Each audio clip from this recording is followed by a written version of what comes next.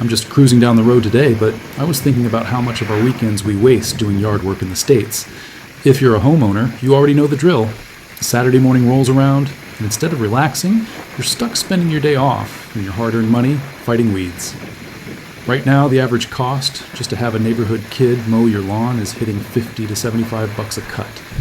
And if you try to do the landscaping yourself, you end up making 3 trips to the Home Depot or Lowe's, loading up your trunk with those expensive plastic bags of dyed mulch and rolls of weed barrier fabric.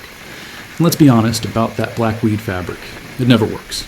In 2 years, it tears, the weeds grow right through it, and you're back to square one.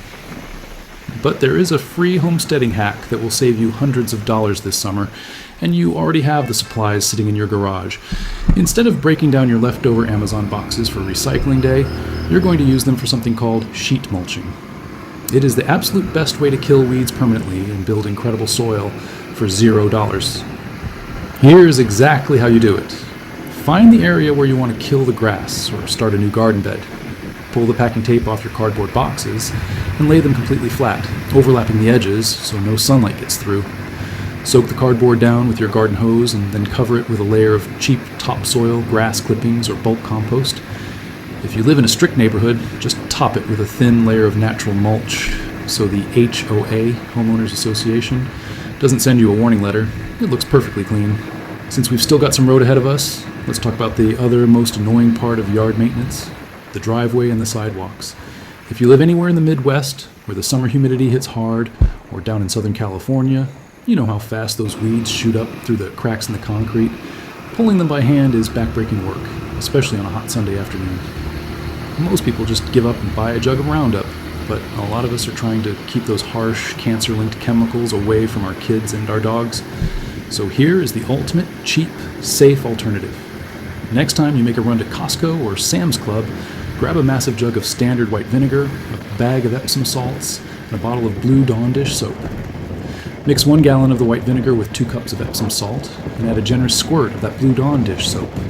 The vinegar pulls the moisture out of the weed, the salt stops the root from growing back, and the Dawn soap acts as a surfactant, which is just a fancy word meaning it makes the liquid stick to the leaves instead of rolling off. Spray it right on the sidewalk, cracks at noon when the sun is blazing, and by dinner time, those weeds will be completely fried. This segment transitions to saving money inside the house, calling out specific U.S. utility monopolies and regional heat waves. But let's be real. The absolute worst part of homeownership in July and August isn't the yard work, it's opening that electric bill. Whether you are dealing with PG&E out on the West Coast or Duke Energy on the East Coast, utility rates are going through the roof. If you live in a Sunbelt state like Arizona, Nevada, or Texas, you're probably paying $300 to $400 a month just to keep your central air running. Here's a homesteading style trick to lower that bill that most HVAC technicians won't tell you. Go walk outside and look at your AC condenser, that big metal unit sitting next to your house. Most builders install them right on the south or west side of the property, baking in the direct afternoon sun. When that metal box gets up to 130 degrees in the direct sun, your system has to work twice as hard to cool the air inside your house. You can drastically drop your electric bill by creating artificial shade for that unit. Now, you can't block the airflow, it needs room to breathe, but you can plant a fast-growing, drought-tolerant shrub a few feet away to cast a shadow over it. Or do what I did.